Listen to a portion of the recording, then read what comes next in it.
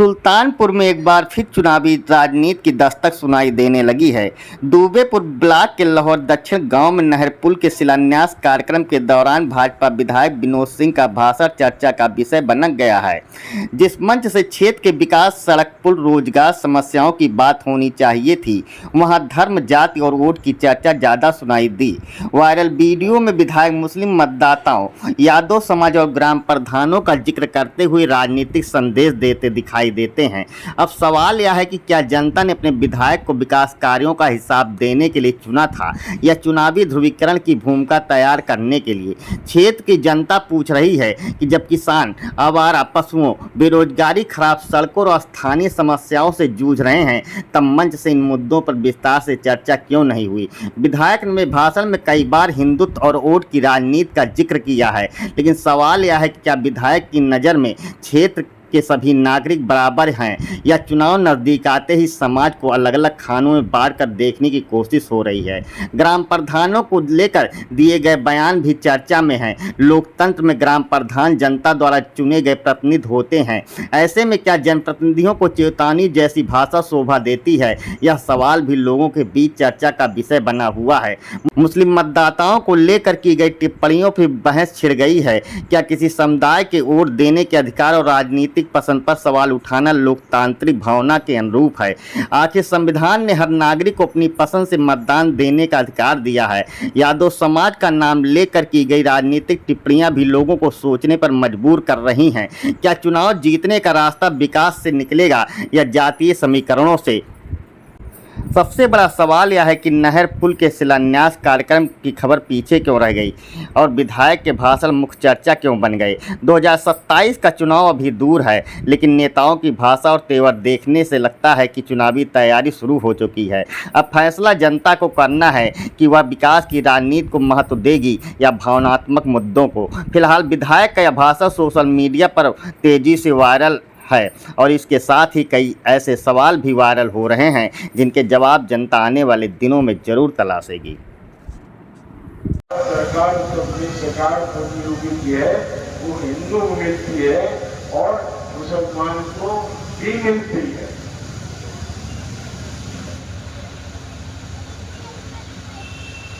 लेकिन भाई सामने कहता हूँ मिलते हैं, लोअर जंक्शन कितना मिलते।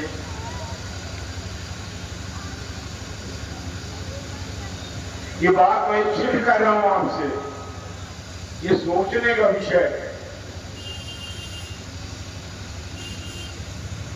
ये आज हिंदुस्तान का मुसलमान भारत सरकार उत्तर प्रदेश की सारी योजनाओं का लाभ ले रहा है, लेकिन वो चाहता है कि मोदी और योगी खत्म हो जाए। क्या खत्म होने देंगे हम? आज यादव बारे में कहा जाता है कि ये समाजवादी पार्टी है। अगर समाजवादी पार्टी उत्तर प्रदेश में आ गई तो एक पूरे प्रदेश में आतंक का माहौल होगा। गलत एक सही है।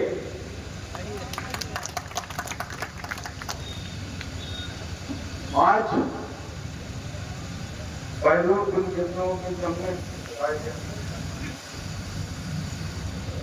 जिस समय शासन सुशासन के आप हिंदू ही नहीं, मैं किसी से डरने वाला नहीं, किसी से बैठी खाने वाला।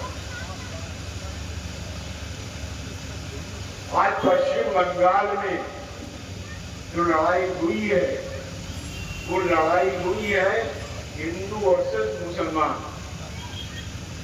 हमारे यहाँ 18%, 17% मुसलमान है, वहाँ 38% मुसलमान है, लेकिन हिंदू वहाँ एकजुट हो गए।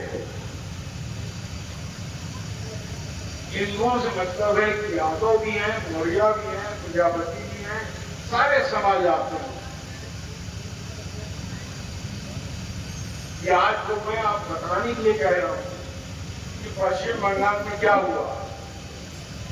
भारतीय जनता पार्टी तो वहां हिंदू एक हो गया, पहले बिखरा हुआ था और उसने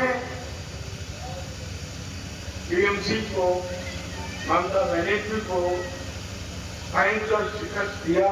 उनके सांसद विधायक कहां भाग रहे हैं, ये पत्रकार मुझे बताएं।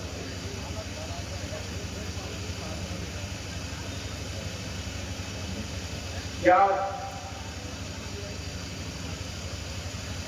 एक बार छोटी सी कहावत किसी ने हमसे कही,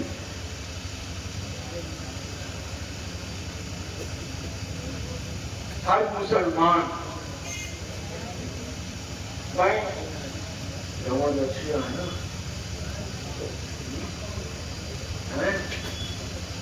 लवण दक्षिण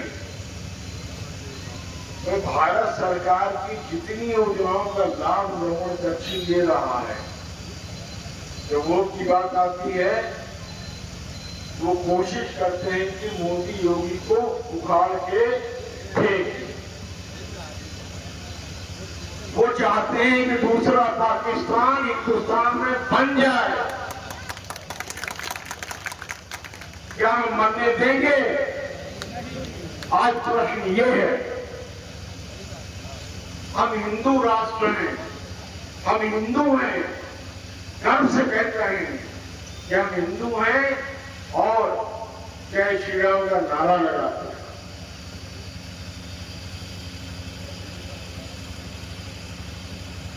आज कोई भी आतंकवादी पकड़ा, मैं नहीं कह रहा हूं कि हर मुसलमान आतंकवादी है, ये नहीं कह रहा हूं, हमारे खून में है और गर्व है कि हम हिंदू हैं, गर्व है कि हम विश्व को एक नई दिशा देंगे।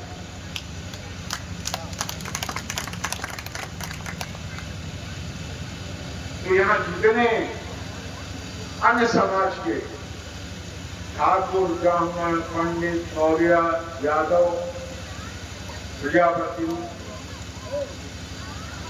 आपकी शादी किस रीति रिवाज से होती है? आपकी शादी हिंदू रीति रिवाज से होती कि नहीं?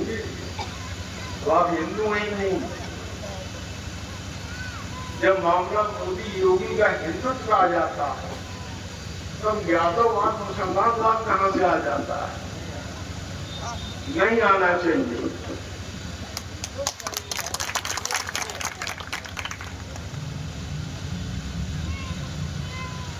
हम हिंदू हैं, मेरे रक्त में, मेरे खून में, मेरी सोच में हिंदुत्व है।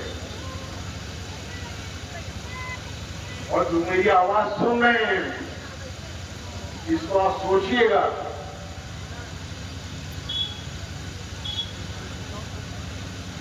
किसी ने मुझसे कहा, भैया पानी का चला जाए, कुछ मुसलमान वोट गिर जाए, और आज तक मैंने 44 करोड़ रुपए माननीय मुख्यमंत्री जी, उनका मैं धन्यवाद देता हूं, 44 करोड़ रुपए मैंने चिकित्सा में दिया है, उसमें मुस्लिम भी थे। लेकिन जब उनकी दवा की बात आई, दारू की बात आई, उनके इलाज की बात आई, तो मैंने उसमें कोई भेदभाव नहीं रखा। अगर मैंने भेदभाव नहीं रखा तो आप कैसे रखेंगे?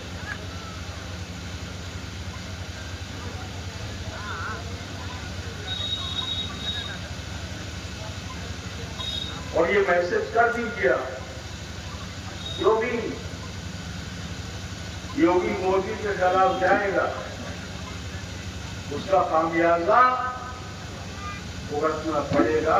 इतनी जान बैठा दूंगा, इतनी जान बैठा दूंगा, वो प्रधानी नहीं कर पाएगा। जो वायदा करके जा रहा हूं आपको,